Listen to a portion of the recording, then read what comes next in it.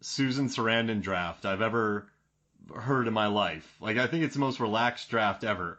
But then this is the first time I've ever added a swaparoo, and swaps get made, and it gets quite dramatic. There's some very good Susan Sarandon teams between these two. If I knew more about snake movies, I would have swapped, but I don't. Do you guys? What would you have added? Nothing. Oh. I would not have swapped out Mega Cobra versus or King Cobra versus Megaconda. Oh my gosh, there's a Lake Placid versus Anaconda. Oh my gosh. I mean, like, I was like little snakes. There's snakes on a train. Ace Ventura, right? Right. Yeah. Actually, what was it? Indiana Jones and the Last Crusade did have a snake scene. I just forgot it. Oh, in the very beginning when he's young on the train. Oh, do you want that instead? No. I'm happy. I got the one that I really meant to have. I'm just realizing there was a snake one in that. And then in Temple of Doom, of course, there was the Anaconda that was getting served at dinner. There are good snake scenes in all three of them, aren't there? Conan the Barbarian has some. Oh, that was the giant. You mean when James Earl Jones turns into a snake? That is a crazy one. Guys, hard target. Oh, when he punches the snake. He punches the snake out. You know, my what name I was thinking? is Chance because my mama took one. Why didn't we pick Snake Plissken? He has a snake tattoo. I would have allowed it. It's fine. I like my list. Got it. Well, this was fun. Oh my God, there was a Tales from the Crypt episode where a guy got a tattoo of the snake, and the snake attacked him and killed him. Oh, jeez Louise. No, thank you. That'd be terrible. All right, any final thoughts about Escape from New York? Yes, I posted a video on the Movies, Films, and Flicks Facebook page where a musician, Alex Ball, who's had stuff in Stranger Things and on BBC shows, interviews composer Alan Howarth, who worked with John Carpenter on the score for the entire movie. Very interesting. It's about 25 minutes long. They go through how they created it, all the technology that was a part of it, how John Carpenter's favorite part of the movie, he once said to Alan, is scoring, because he feels like he can step away from being a director at that part. He can turn off all of those things that went into directing and hide in the studio, and it's like a vacation for him. Oh, man. So it's very interesting. You know, this soundtrack sold 80,000 in like the first year's release. 80,000 copies in 1981. That's huge for an 81 movie. Yeah, and John now tours with his son and his godson, and they play this score among others because John has composed for many of his movies. You know, it was only 5 chords. I love it. And my favorite, though, is 5 notes. When we first meet the Duke, Meg, I love that one too. They didn't get into that in the video, but it's still very interesting. Yeah, so go to Movies, Films, and Flicks Facebook. You can see the video. Also, just type in Alan Howarth, right? And then video. Yeah, it's on his Facebook page as well. And all the synth work that they did. He tied all the synths together. Yep, and they used synth, but they also used a variation of acoustic piano, a Fender Stratocaster, Fender Jazz bass guitar, Fender Princeton amp, and a pedal steel guitar to create texture in the sound and sound effects. They did 7 movies, right, together? 9. Jeez Louise. I love it. So John, I think Megan told me that he was too busy to do Halloween 2, so he's like, hey man, go take care of Halloween 2. Go do the score for me. I love it.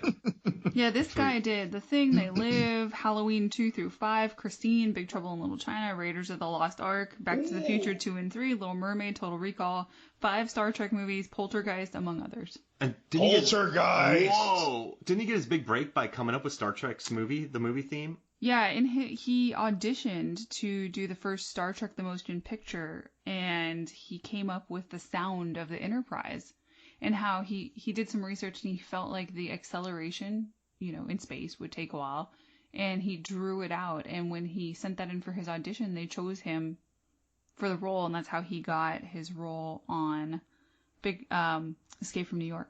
Wow, that's cool. Any final thoughts, John? Not a final thought, but it's been a long time since I threw out a shout out. Oh. And you remember about one or two dozen episodes ago, we covered Jennifer's Body, which is probably just a uniformly unappreciated or underrated or misunderstood movie. And when we were doing our social media sharing of that episode and the way that we went about it, we apparently caught some eyes of people who on their first watches, just like us, didn't really get what that movie was properly about. And so Billy Crash and Johnny Numb in The Last Knock, in their most recent episode that actually dropped a day before our recording today, Hodgepodge. was their recent Hodgepodge.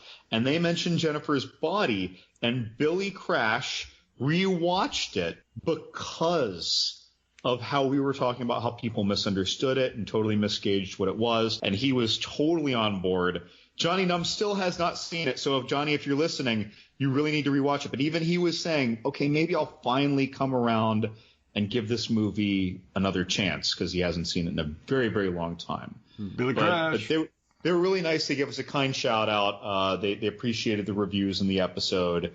And of course, I only knew that they said that because I was listening to theirs and I'm a fan of theirs. So their Crash Palace, The Last Knock presents. I love it. Last for me, when the president, Loomis, plays the cassette and dance music comes on, or music comes on. God. Do you think that's what causes world peace? Is everyone just starts dancing? Well, I think that's what makes the world worse. yeah, there's definitely not world peace because then, 16 years later? Yeah, everything bad happens. So that Mark, means didn't there you were know? more crime and they had to open another prison. Yeah.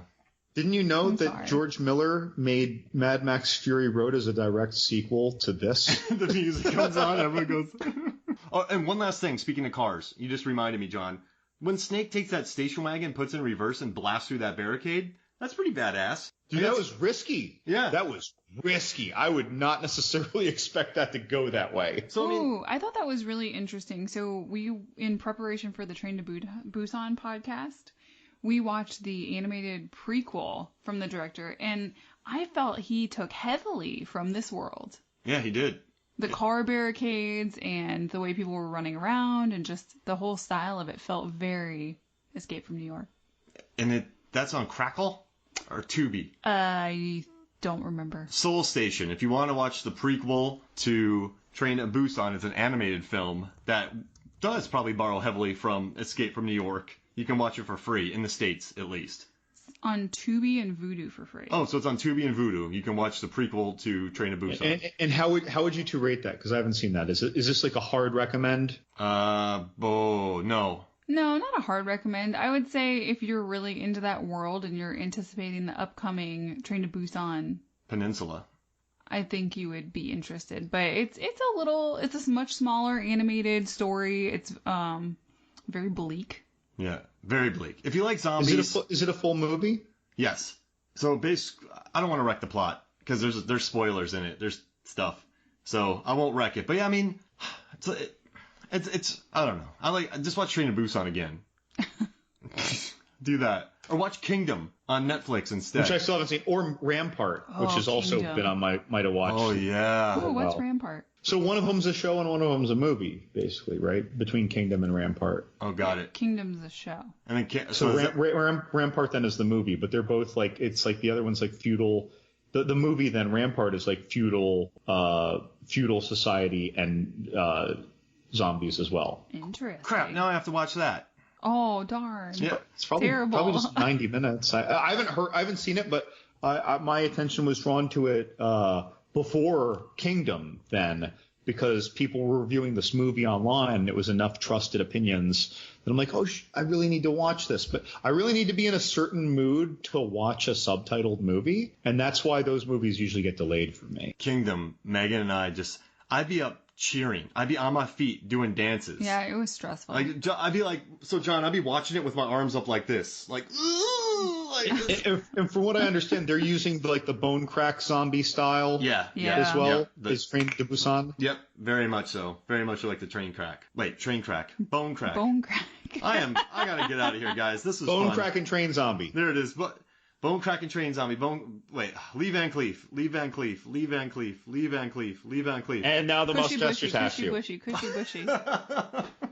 John, the Jersey John, the Trebuchet Master. We got some gems out of this episode. This was a lot of fun. Thank you. All right, so for me, Mark Hoffmeyer, for Jersey John, for Miami Mo, this is Movies, Films, and Flicks. We'll see you next week.